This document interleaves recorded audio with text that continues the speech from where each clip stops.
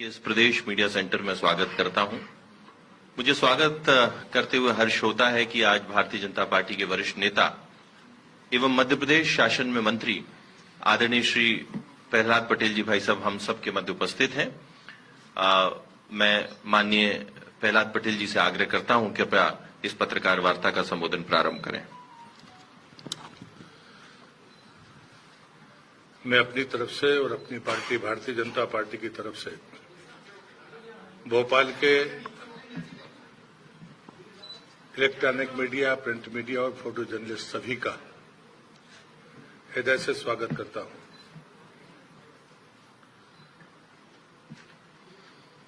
लगभग तीसरे चरण के मतदान के और दूसरे के बीच में आपसे चर्चा का सौभाग्य मिला है। कांग्रेस के नेता और कांग्रेस पार्टी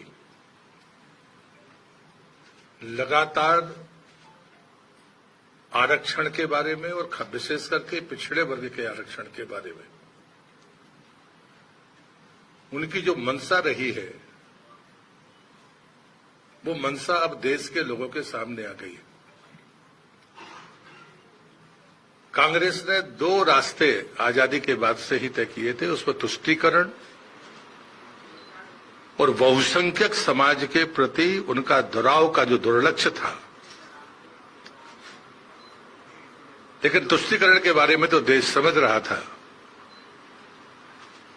लेकिन बहुसंख्यकों के खिलाफ कांग्रेस की जो मंशा है वो पहली बार आज बहस का मुद्दा बनी है और देश के सामने वो बातें आई हैं।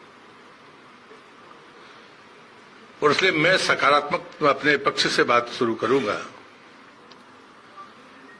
11/8/2018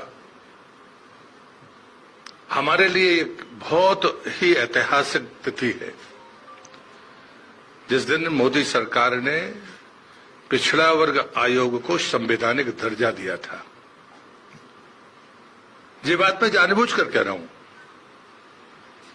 क्योंकि जो मनसा कांग्रेस की थी उस मनसा का ये सबसे बड़ा प्रमाण है कि संविधान में उल्लेख होने के बावजूद भी कांग्रेस ने 2018 तक का आने का इंतजार किया कि मोदी जी की सरकार बनेगी और वो उस कमीशन को संवैधानिक दर्जा देंगे।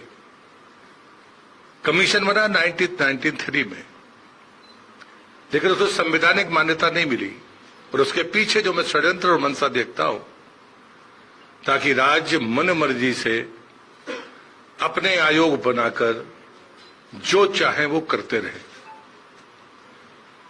1993 में पिछड़ा वर्ग कमीशन बनने के बावजूद भी 2004 में कांग्रेस की आंध्र प्रदेश की सरकार ने, जहां मुस्लिम आबादी कुल 9.5% थी, वहां 7 से 10% आरक्षण देने की कोशिश की।